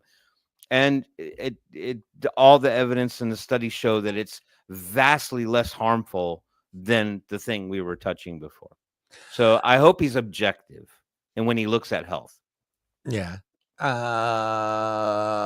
Good point, though. Why do NRTs need flavor too? Right. Because if we just said here's this tasteless, flavorless gum that's going to help you quit smoking, try that, and people be like, I don't want that, you know. No. Yes, he did. He did go to Harvard. He did graduate from Harvard as well. So he did graduate from Harvard. He actually went to a couple schools. Yeah, Harvard University, the University of Virginia, and Harvard College. So, yep, he's been in college. It's a Kennedy. Come on, man. He could have had the worst grades in school, in elementary and high school, and he could have walked into any school in the country and just said, "I'm a Kennedy," and they would have said, "Come on in." Yeah. Well, I guess that was my point, JJ. By the way, real quick, hello to Microwave Oven. See you snuck in there, and Land of the Lost World of JJ. Welcome to the show. Yeah, no, that's the point that I was trying to make. Like, okay, yeah, I've seen the MTV shows where people eat the foam out of their seat cushions because they have some weird addiction to eating chalk and dirt and all that other stuff. But I think the other 98% of the world would be like, I'm not going to chew on a friggin' tire. Yeah. Because I'm not going to enjoy that. If that was the way for me to quit smoking, I'll take an alternative, you know. So I guess you and I are saying the same thing. Yeah, I mean, you think this is going to be easy for RFK, but you know, he may even get some pushback from some people. They're like, "Hey, I like the way Captain Crunch tastes. I like the way Fruit Loops taste. Leave my Fruit Loops. Leave my." He's going to get fight back from that. If you think people are just going to go, "Oh no, yeah, take that stuff out," you know, and then they eat that first bowl and they're like,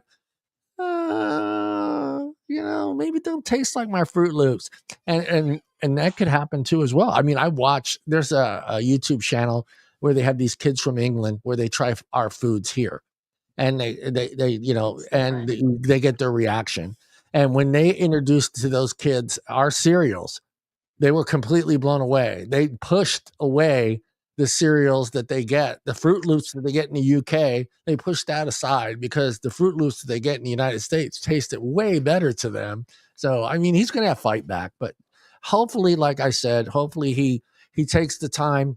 And all I ask is he takes the time to look and listen to both sides of the argument and comes to some sort of conclusion that's going to benefit both parties. Well, I also think he needs to look at some of the previous. Well, they're still current, but I think he needs to take an introspective look into what the FDA over time has said about vaping. Right. And they've even openly admitted that they know that it's very less harmful than smoking, but their problem is the kids.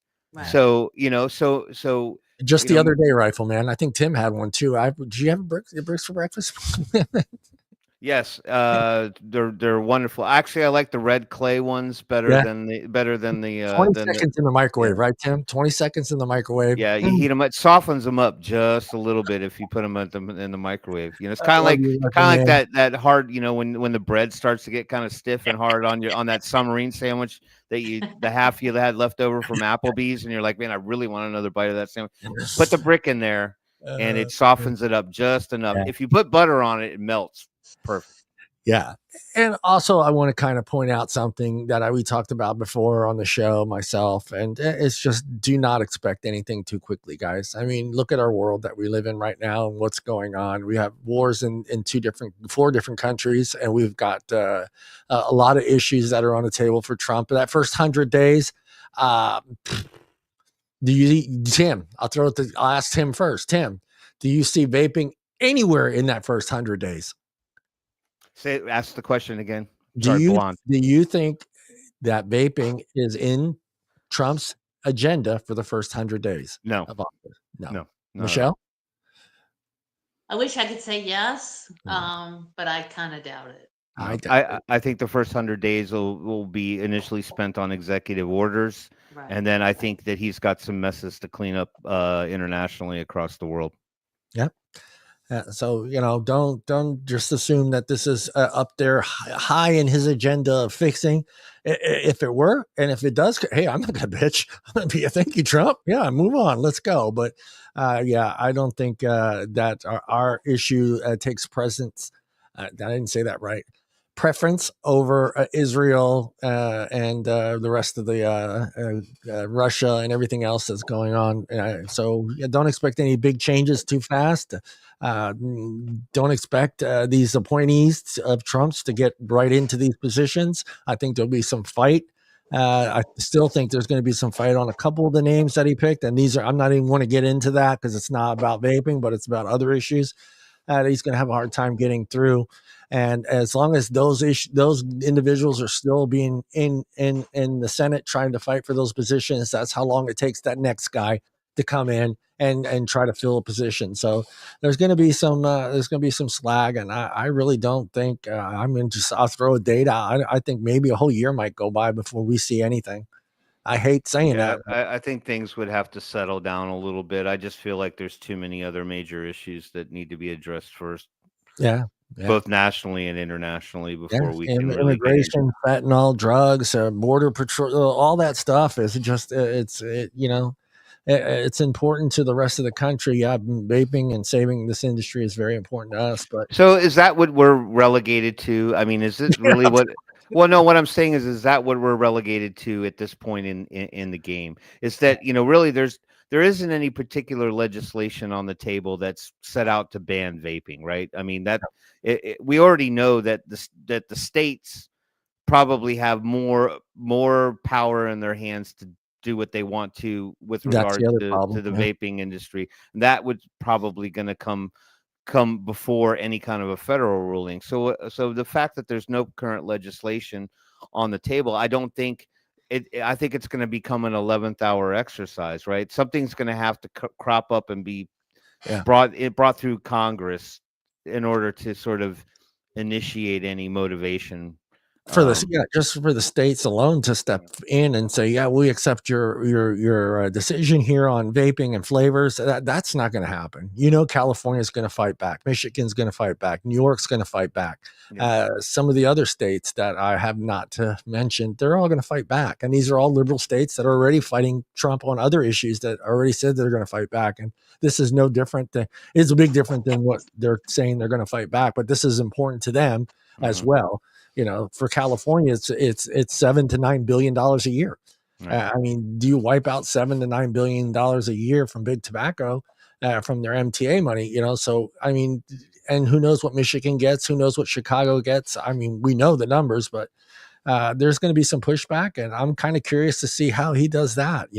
How he's going to force the states to apply to these regulations, and who knows? That's the other thing. I was talking to a friend of mine that's also a lawyer, and he said the same thing. These states can accept whatever they say, but then set their own ground rules and still make it very, very difficult for someone to walk into a vape shop and get their stuff. So, they can say, yes, we accept flavors, and flavors are going to be able to be on the store shelves, and people will be able to choose what flavor they want. But then again, there might be a 45 cent to 75 cent milliliter tax on each bottle of e-liquid, which is just, going to force a lot of businesses out of business, and it's going to force a lot of vapors back to doing what? Smoking. So yeah, it keep you up at night if you try to figure out all the play there. I think I've learned that they're not stupid. And I think we need to stop treating them like they're stupid and they don't know what's going on, because obviously they have learned a lot in the last 5 years on how to deal with us and how to make sure that those little tiny loopholes are gone and that they're getting their cut. That's what it's all about, right? Let's be honest. It's about the federal government getting their cut and the FDA. FDA gets big money from pharmaceutical companies and big tobacco for doing their research on their products. Well, they don't get that from us. So they're not getting a penny from us. But now the federal government's looking at, how do we tax this? How do we make a profit off of this? They could give a shit about if it's healthy or not for us. And that's the part of it that upsets me the most, is they could care less if this is going to save 100,000 lives a year. They could care less. That's 100,000 lives that are not buying a $20 pack of cigarettes, and the state and the city aren't making, $6, $7 per pack. And then on top of that, money from, the tobacco industry itself. So I wish people could see and look at it in that way, in that light, and see just a regular non-smoker, non-vapor, see what's really going on here. and why this is being fought the way it has been. And, having big tobacco just kind of sit back and they're just like, our shit's still on the shelf, baby. You can still buy a pack of cigarettes. There, no complaints there, And baby. vapes. And Yep. vapes. Yep. So that's the part that pisses me off, Michelle. It's that Right, no right. non-vapor, non-smoker is sitting there going, well, wait a minute. I just walked into AMPM and there's 18 rows of friggin' cigarettes up on the wall. Nobody gives a shit if a kid's buying that. Nobody cares. But God forbid, there's some kids that are vaping and they got to go after us for doing that when they know damn well it wasn't us. Right. They got it from their friend. They got it from Snapchat. They got it from Instagram. They got it from the guy with the trench coat on the corner that's got the jacket that he flips open. He's got, one row just of mango, right, Tim? Just mango, because that's the flavor of choice. It's just the mango row. No. Yeah. Matter of fact, strawberry mango. Yeah, baby. Yeah. Timmy knows. Timmy Yeah. knows. Yeah. What can it do? Hashtag mango rules. I want to know which crown in the box set represents mango. I don't think we have a mango color in there. Well, mango's kind of like an orange, right? Is it kind of an orange? Orange yellowish. What mango's got a little bit of green in them. Yeah. Okay. Yeah. A pineapple. There you go, Steve. Yeah. Yeah. Pineapple does not belong where? Pizza. That's it for us, everybody out there. A lot to take in, a lot to pay attention to for the next several months of how things are going to move forward. I think we should all stay on top of it, pay attention to what's going on. Right. Also, pay attention to what's going on in your local city, because you better goddamn believe that your state and your city is paying attention to what's happening at the Supreme Court, because it's big money for them as well. And they don't want it taken away from them. So they're probably working on different ways of eliminating a lot of this.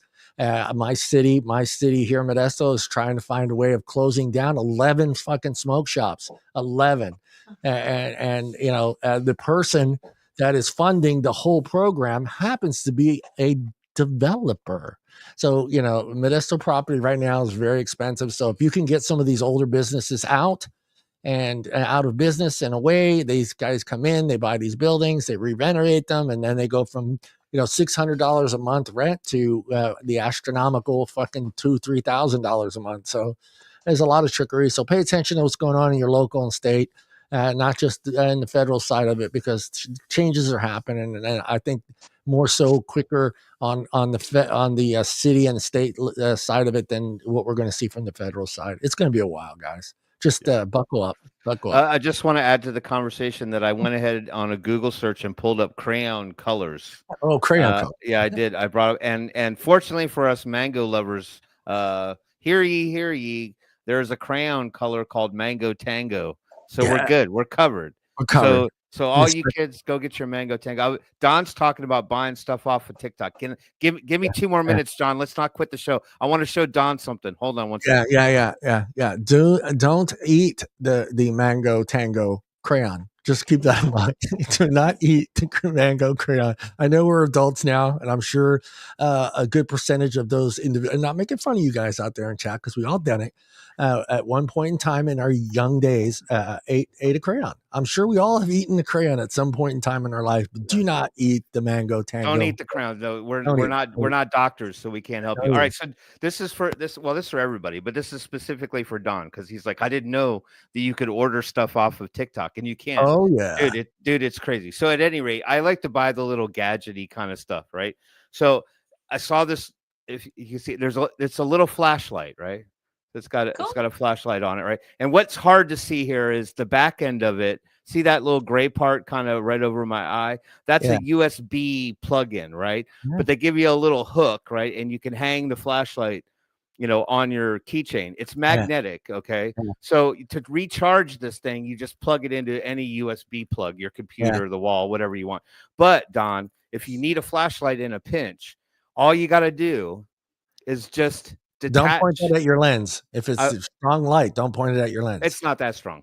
Well, it's strong enough. But Don, what you do is you just pull the magnetic thing out, and then the light comes on. The light comes on. Yeah, that's pretty cool. Yeah, and then you just take it with you, and it just stays magnetized right there. Yeah, and you'll be a lot. It looks cooler on a carabiner. But anyway, yeah, you need a flashlight. You can't see what you're doing. Bam, you got a flashlight. There you go, Don. Nice. Go jump on TikTok by a company called Olight. Olight. Olight. Yeah. And it was like $15. Yeah, I bought this thing off of TikTok right here. I'm trying to put it in there. You see this little thing? It's plugged into a USB, and this gave me a 100-inch screen on my wall, and I love it. I saw that the other day. Yeah. I was for $30. I was like, you know what? I'll try it. You know what the hell? And it is not a bad friggin' picture. That's all I'm saying. It's not a bad picture. Cool. And that right there is 101 inches. But yeah, be careful on TikTok. Yeah, just don't. If you don't have it, don't get it. Otherwise, you'll just be scrolling, or just download it and stay in the shop for the rest of your life. You'll be good. Stay in the shop. Be careful. Be careful. Be careful with USB adapters on TikTok as well, because those can actually have transmitters in them. Someone can sit in front of your house and upload everything off your computer. So if you find a USB drive sitting on the ground, do not pick it up and bring it home to see what's on it, because that is how they trick you. They'll drop one in front of your car, you pick it up, they follow you home, they get within range, and then they have complete access to your computer. So be careful. Be careful. All right, Tim, Michelle, we are out of here. We had a little glimpse of Mr. Phillip. He came on for a few minutes to prove he's to prove something. I don't know. He was trying to prove that he shows up, but he's a busy man. He's got a lot going on. So I wish his father a healthy recovery. That's a tough time. Holidays suck when people are sick, and but we'll hopefully have Phillip back. Allison will be back. Poor Allie lost her little puppy. It was a big part of Allie's life, and like another son to her. So we wish Allie a quick, healthy recovery. I don't know. It's tough. That's why I don't have pets anymore, guys. If you had kids and if you had buried as many pets as I have buried in my backyard, my old house, whoever redoes the grass at my old house, they're going to get the shock of their life. There's hamsters back there. There's a rabbit back there. There's all kinds of stuff back there. So they're going to think we were just slaughtering animals and putting them in boxes. So, but we are out of here. Everybody hope for the best. Like I said, it's going to be a while. But pay attention to what's going on. Look at the news, share any information that you see that benefits us, whether it's on TikTok or X, whatever they're calling it now, and Facebook. Share that information. We need to get more public interest on this, and people need to realize what's going on and how we're getting treated here. So that is it. Everybody look into the camera and say goodbye. Bye. Bye.